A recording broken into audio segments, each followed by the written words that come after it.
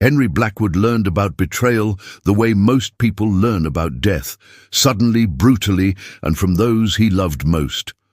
For 30 years, he'd kept the Stormwatch Lighthouse, a solitary sentinel on Maine's most treacherous coast, maintaining the beam that had saved thousands of lives. His compensation was modest, but the lighthouse came with one extraordinary asset, a 15-acre property featuring a massive granite outcropping the locals called the Widow's Stone. A formation so distinctive that maritime charts used it as a landmark. Henry's brother Marcus had always dismissed the property. "Just a rock," he'd say during rare family visits. "Can't build on it, can't farm around it, utterly worthless." Their sister Claire agreed. Even Henry's late wife had complained about the stone, claiming it blocked ocean views and attracted too many curious tourists. When Henry suffered a stroke at 68, his recovery was slow but steady. Marcus visited him in the rehabilitation facility with documents requiring signature. Power of attorney, they claimed, just temporary arrangements while Henry regained strength. Trusting his brother, Henry signed. 3 weeks later, he learned the truth. Marcus and Claire had sold the lighthouse property to a development consortium for $2.3 million, claiming Henry was incompetent to manage his own affairs. The buyers planned to demolish everything except the protected lighthouse tower itself, blasting away the Widow's Stone to create foundation space for luxury condominiums. Henry's protests were dismissed. Legal battles drained his savings. His own family testified against him, painting him as a delusional old man obsessed with a worthless rock. The court ruled in their favor. Henry was evicted from the only home he'd known for 3 decades, given 30 days to remove personal belongings before demolition began. On his final night at Stormwatch, bitter and broken, Henry sat on the Widow's Stone, watching his last sunset as keeper. That's when the wolf appeared. A grey and white female, massive and fearless, approaching within 10 feet and holding his gaze with eyes that seemed far too intelligent for any wild animal. She barked once, sharp and commanding, then moved to a crevice in the stone Henry had never noticed, despite 30 years of familiarity. The wolf pawed at the crevice, glanced back at Henry, and pawed again. The message was unmistakable. "Look here. See what your family sold. Understand what they never knew existed." Henry approached, his heart hammering with something that felt like hope's ghost. Inside that crevice, barely visible in the dying light, something gleamed with an inner radiance that had nothing to do with the setting sun. And in that moment, Henry understood. The Widow's Stone wasn't worthless at all. It was priceless. And the wolf had waited 30 years for him to finally look in the right place. What do you think Henry found in that stone? Share your theories below and let us know where you're watching from. We love connecting with our community around the world. Henry's hands trembled as he reached into the crevice, his fingers brushing something smooth and impossibly warm. He pulled out a stone the size of a softball, its surface polished to glass-like perfection, yet clearly natural rather than carved. The stone, no, the crystal, pulsed with internal light, cycles of blue and gold flowing through its translucent depths like auroras trapped in mineral form. The wolf sat watching, her tail sweeping the granite in slow approval. Henry stared at the crystal, his mind racing through 30 years of lighthouse keeping, 30 years of walking past this exact spot thousands of times, never seeing what had been hidden in plain sight. How many times had he leaned against this very rock? How many times had tourists photographed it? And all along, this extraordinary object had waited in concealment. He examined the crevice more carefully with his flashlight and discovered it was unnatural.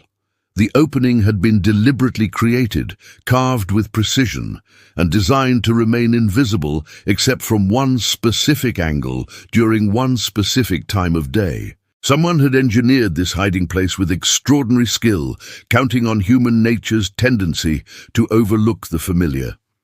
Inside the crevice, behind where the crystal had rested, Henry found a metal box sealed with wax. His fingers worked the seal carefully, revealing a leather journal protected from decades, perhaps centuries, of coastal weather. The first entry was dated 1789, written in elegant script by someone named Tobias Blackwood, keeper of Stormwatch Point. Henry's breath caught. Blackwood, his own surname. The lighthouse's construction records listed its first keeper as Jonathan Crane, with no mention of any Blackwood. Yet here was proof that someone with his family name had been here first, before official records, before the lighthouse itself had been built.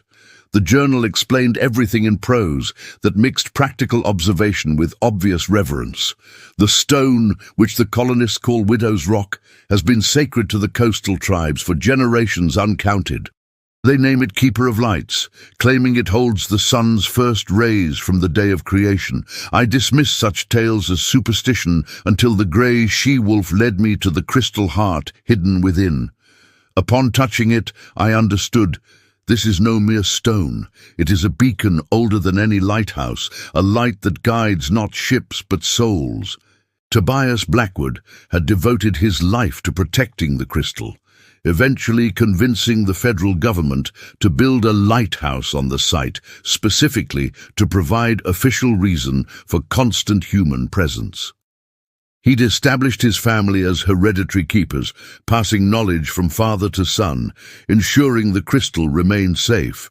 But somewhere across generations, that knowledge had been lost. Henry's grandfather had died young in a fishing accident. His father, traumatized, had refused to discuss the lighthouse, had moved inland, had raised his children far from the coast. The chain of guardianship had broken. And now, 2 centuries later, Henry had reconnected with his inheritance purely by accident, or perhaps not accident. The wolf had led him here, on this specific night for this specific purpose. Marcus and Claire's betrayal, painful as it was, had finally forced Henry to truly see the stone his family had been meant to protect. He read further and discovered the crystal's purpose. It was a navigation marker, but not for human vessels. The journal described how on certain astronomical alignments the crystal would pulse with extraordinary intensity, visible only to those with sight beyond mortal ken, which Henry interpreted as either poetic license or suggestion of phenomena he couldn't yet comprehend. But the journal's final entries carried warnings. Those who seek to possess the crystal for personal gain meet only ruin. It cannot be owned, only protected. It cannot be sold, only served. I have seen men driven mad by attempting to harness its power. The grey wolves who guard this place will tolerate human partnership, but will destroy human greed. Henry looked at the wolf, who watched him with patient intensity. He understood now. This animal wasn't simply wild. She was a guardian, continuing a duty her own ancestors had maintained long before any Blackwood arrived. And she'd chosen to reveal the secret to Henry because time was running out. In 30 days, explosives would blast the widow's stone apart, destroying the crystal and ending whatever ancient purpose it served. Henry had to stop them. Betrayed by family, broken by the legal system, he had nothing left to fight with, except one thing: the truth. If this story resonates with you, we'd love your support. Hit subscribe to help us reach 1,000 subscribers and continue bringing you incredible discoveries like Henry's. Henry spent that night beside the widow's stone, the crystal resting in his lap, the wolf lying near enough that he could feel her warmth. He studied the journal by flashlight, learning that Tobias Blackwood had formed a partnership with a wolf he'd simply called Grey Sister, establishing a tradition where each Blackwood keeper was paired with a guardian wolf. The journal contained sketches of wolves across generations, each with distinctive markings, each identified by name and personality traits. The wolf beside him now bore the same distinctive white blaze across her chest as a wolf sketched in an entry from 1847. Impossible, Henry thought, but then everything about this night defied possibility. Either this was a descendant bearing identical markings, unlikely but conceivable, or something far stranger was occurring. As dawn approached, the wolf stood and moved to the cliff edge. Henry followed, carrying the crystal carefully. The rising sun struck the stone's surface, and the crystal responded, its internal light intensifying until it cast visible beams across the water. Those beams didn't reflect on the wave tops, but penetrated deep, illuminating something beneath the surface, structures, Henry realized with shock. Stone formations arranged in geometric patterns 40 feet down, completely invisible under normal conditions, but revealed perfectly by the crystal's light. The wolf barked 3 times, a pattern that felt like language. Henry's mind supplied meaning he couldn't rationally justify. Watch, remember, understand. The crystal's beams traced the underwater structures for perhaps 90 seconds as the sun's angle aligned perfectly, then faded as the angle shifted. The ocean returned to its normal opacity. "Ancient ruins," Henry whispered. The wolf's ear flicked, acknowledgement or perhaps amusement at his slowness to comprehend.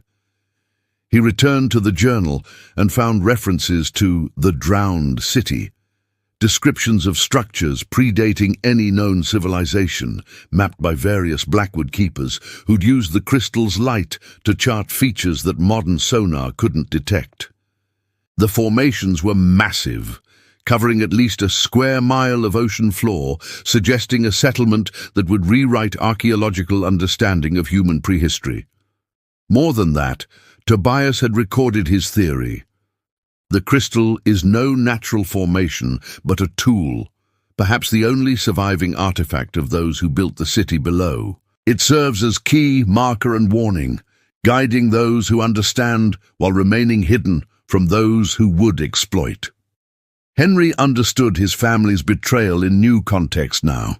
Marcus and Claire hadn't known what they were selling. They'd seen only real estate value in the surface land, blind to the profound archaeological and possibly mystical significance of the Widow's Stone. The development consortium was equally ignorant, planning to destroy something irreplaceable in pursuit of million-dollar ocean view apartments. But how could Henry stop them? He had no legal standing anymore, no resources, no credibility. The courts had already ruled him incompetent. If he tried to claim the stone contained a magical crystal that revealed underwater ruins, he'd be institutionalized. The wolf nudged his hand with her nose, then trotted toward the lighthouse. Henry followed her to the base of the tower, where she pawed at a foundation stone. He recognized the spot. There was a small cavity there, where previous keepers had traditionally hidden a spare key. Henry had never used it, having never locked the lighthouse during his tenure. He reached inside and felt not a key, but paper. He pulled out an envelope, yellowed with age, but protected from moisture by the cavity's design. Inside, a letter addressed to the Blackwood keeper who finds this. The handwriting matched entries from the 1950s in the journal. If you're reading this, the chain of knowledge has broken and been reforged. Good. Sometimes losing is necessary to truly find. I've documented everything, the crystal, the ruins, the wolves, and deposited copies with 3 institutions under time-delayed release. If the Widow's Stone faces demolition before 2025, those documents will be released automatically, making the site internationally significant before explosives can be placed. You need only delay until the release date. Henry checked the letter's date. Deposit made in 1958, with automatic release triggered if demolition permits were filed. The release date was 3 weeks away, 7 days before the scheduled blasting of the Widow's Stone. His ancestor had protected him across generations. The game wasn't over. Henry had a fighting chance. Henry moved quickly now, energized by purpose he'd thought lost forever. He couldn't stop the demolition through legal channels. His family's betrayal and the court's ruling had eliminated that option. But he could delay, sabotage, and most importantly, survive until his ancestors' failsafe activated. The wolf became his partner in resistance. She seemed to understand the urgency, patrolling the property's perimeter, alerting Henry to every approaching vehicle. When surveying crews arrived 3 days after Henry's discovery, the wolf positioned herself in their path, not threatening, but immovable. The crew called animal control, but by the time officers arrived, she'd vanished into the rocks. Henry used every bureaucratic tool available. He filed endless paperwork, challenging permit details, discovering that Marcus had falsified some of Henry's signatures on sale documents. That bought 48 hours, while notaries verified authenticity. He contacted environmental groups, claiming the blasting would harm marine life. True, given the underwater ruins he now knew existed. That triggered mandatory impact studies, buying another week. He also reached out to local indigenous tribes, sharing sanitized details about the Widow's Stone's historical significance to coastal peoples. A tribal historian visited, examined the site, and confirmed oral histories mentioning the stone that holds light. The tribe filed their own objection, asserting potential claim to the site as sacred ground. That added another delay, while courts sorted jurisdiction. Meanwhile, Henry documented everything. He photographed the crystal at various times of day, capturing its response to sunlight. He mapped the underwater structures visible during the brief alignment windows, using diving equipment borrowed from a sympathetic local fisherman who'd always appreciated Henry's lighthouse keeping. He compiled the journal entries, the letter, and his own observations into a comprehensive report. The development consortium grew impatient. They sent representatives to negotiate with Henry directly. Offers of money, threats of lawsuits for his delaying tactics, even suggestions that he was mentally unstable and needed care.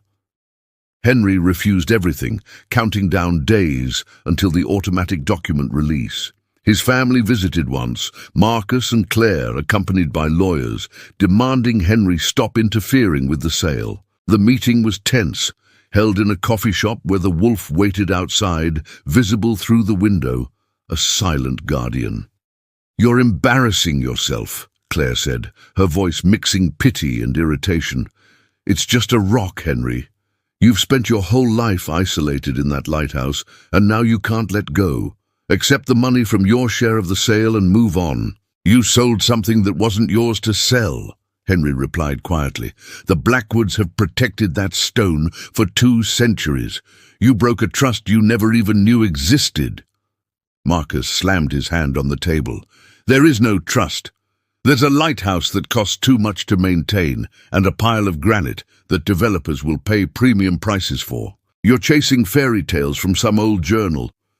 "How do you know about the journal?" Henry interrupted, his eyes narrowing.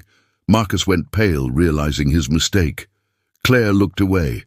They'd searched the lighthouse before evicting him, had found and read the journal, and had dismissed it as the ramblings of superstitious ancestors. They'd known about the crystal and deliberately concealed its existence from the buyers, probably planning to retrieve it after demolition and sell it separately. The betrayal cut deeper now. This wasn't just greed, it was calculated deception. They'd read Tobias Blackwood's warnings about those who sought to possess the crystal for personal gain, and they'd ignored them. "You found the crystal, didn't you?" Marcus said, his voice dropping. "You have it hidden somewhere. Henry, that thing could be worth millions if it's what the journal suggests. Some kind of rare mineral or fossil. We could share—" "Get out," Henry said, "both of you, and don't come back." They left, but Henry saw a calculation in Marcus's eyes. His brother would be back, probably with people hired to search for the crystal. Henry had 9 days until the document release, 9 days to keep the crystal safe and the Widow's Stone intact. The wolf was waiting outside, and together they returned to Stormwatch. The endgame was approaching. On the 5th night before the scheduled document release, the wolf led Henry to the Widow's Stone at midnight. The timing felt significant. No moon, clouds obscuring stars, darkness so complete Henry needed his flashlight to navigate. But when they reached the stone, the wolf barked sharply and Henry understood. Turn off the light. He did, and gasped. The widow's stone was glowing. Not the crystal. The entire massive granite formation pulsed with soft bioluminescence, like a beacon visible for miles, but somehow only at night. Only when observed without artificial light interference. Henry had lived beside this stone for 30 years, and never known it possessed this property.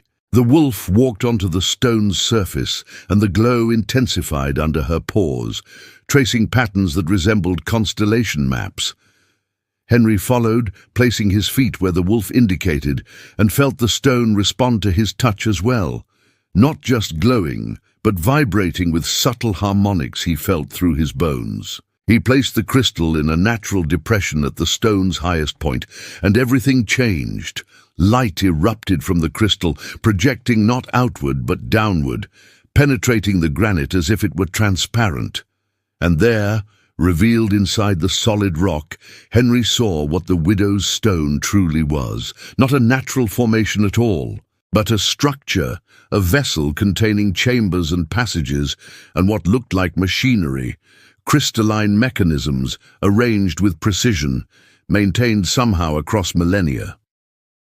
The wolf sat beside him, her eyes reflecting the light, and Henry received impressions, not words but understanding flowing directly into his awareness. The stone was a generator, a device that had once powered the underwater city, drawing energy from tides and solar radiation, converting them into forms that sustained technologies humans had yet to rediscover.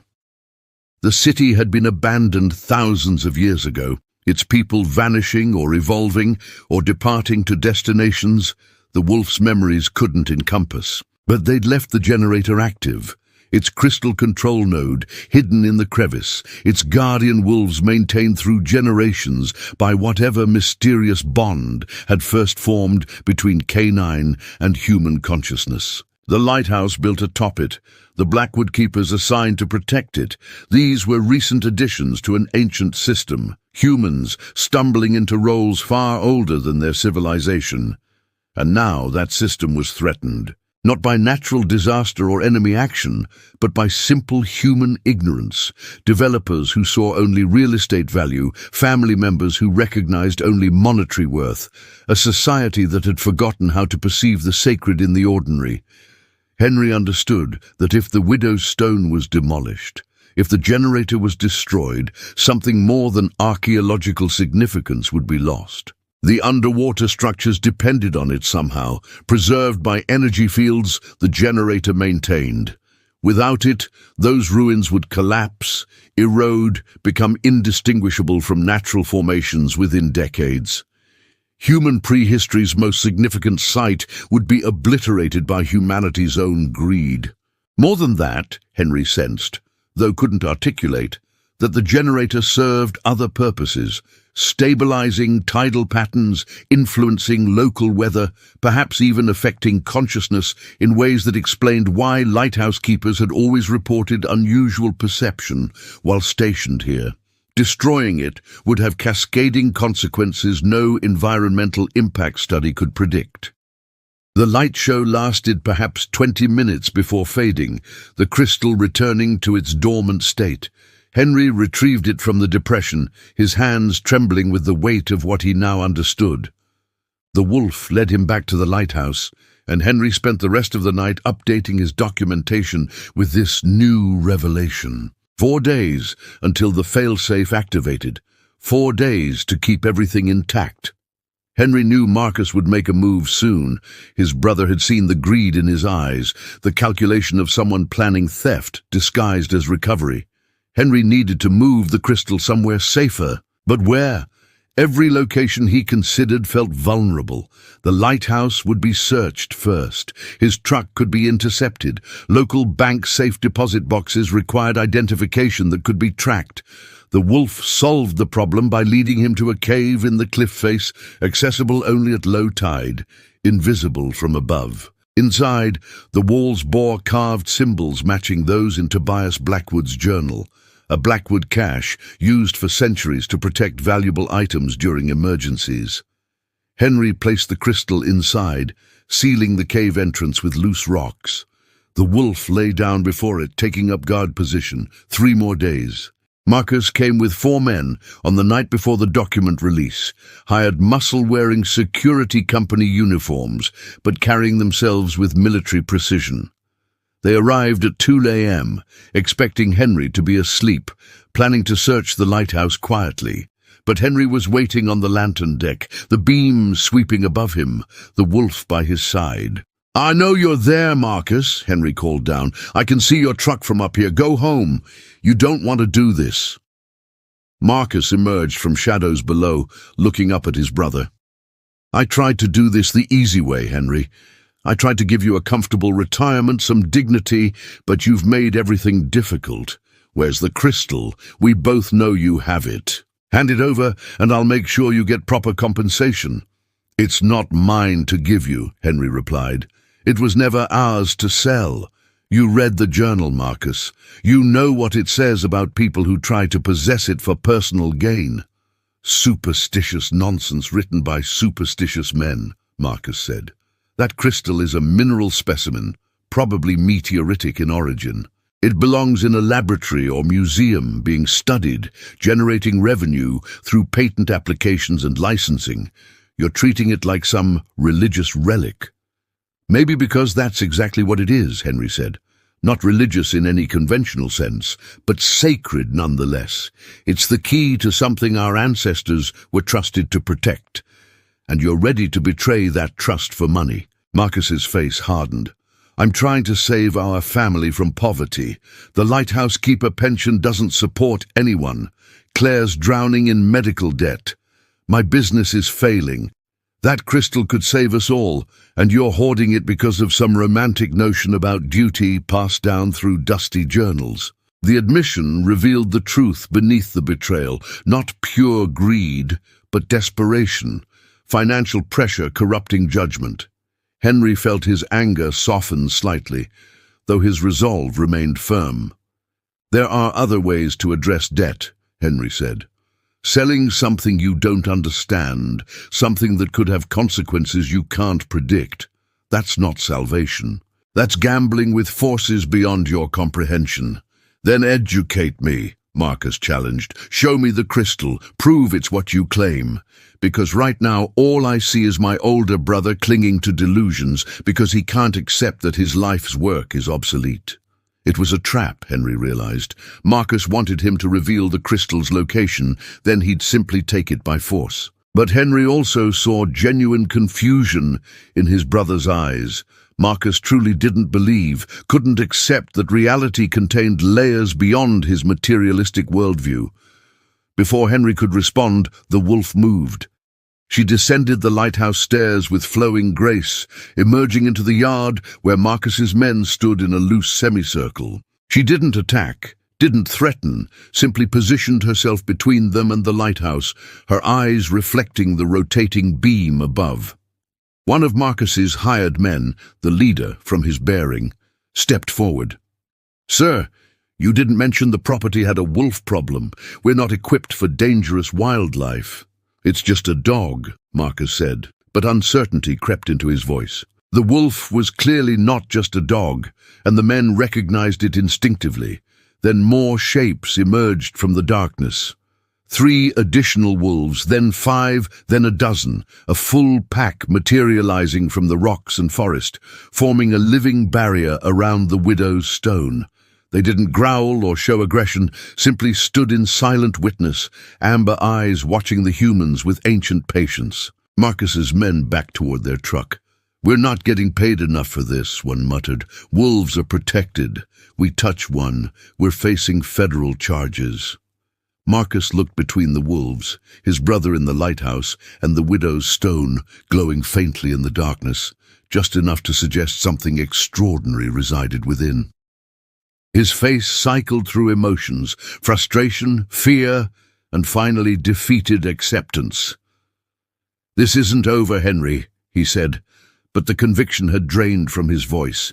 He and his men retreated, trucks rumbling away down the access road. Henry watched them disappear, then descended to thank the pack. The lead wolf, his guardian, touched her nose to his hand. One more night until the failsafe. They'd made it. The next morning, precisely on schedule, 3 major institutions simultaneously released documents that had been held in sealed archives for 67 years. The Smithsonian, the Library of Congress, and the National Oceanic and Atmospheric Administration. The releases made international news within hours. The documents included detailed maps of the underwater structures, photographs of the widow's stone's unusual properties, analysis of the crystal's composition by scientists who'd examined it in the 1950s, and testimony from multiple experts asserting the site represented potentially the most significant archaeological discovery in Western Hemisphere history. The site was immediately designated for emergency protection under federal antiquities laws, halting all development pending full investigation. Demolition of the widow's stone was cancelled. The development consortium's permits were revoked, and Marcus's sale of the property was declared void. He'd failed to disclose known archaeological significance, constituting fraud that invalidated the transaction. Henry watched the news coverage from the lighthouse, the wolf resting at his feet, feeling vindication mixed with exhaustion. His family had betrayed him, but his ancestors' planning had saved them all from making an irreversible mistake. Within a week, researchers descended on Stormwatch: archaeologists, marine biologists, crystallographers, historians. Henry guided them, sharing what he knew, providing access while maintaining his role as protector. The crystal remained hidden in the cave. He told researchers it had been lost during the property dispute, and they accepted this, focused on the underwater ruins their sonar now revealed in stunning detail. The city below was vast, structures stretching across 2 square miles, some intact enough that researchers could identify what appeared to be public buildings, residential areas, even harbors designed for vessels no modern human had ever seen.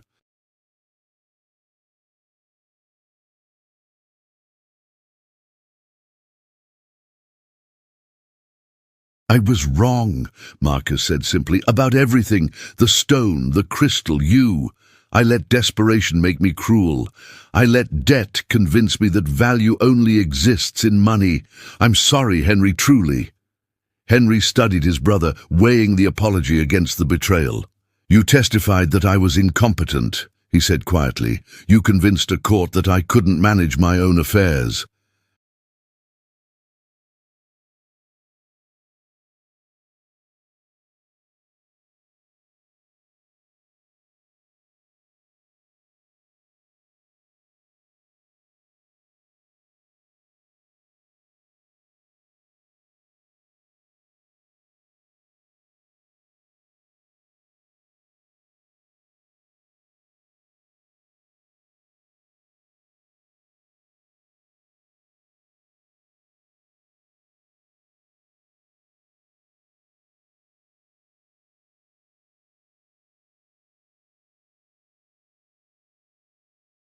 That evening, Henry returned the crystal to its crevice in the widow's stone, where it belonged. The wolf pack gathered as he did so, bearing witness, approving the restoration of proper order. The crystal pulsed once, warmly, then settled into dormancy. Henry stood atop the stone as sunset painted the ocean, gold and crimson.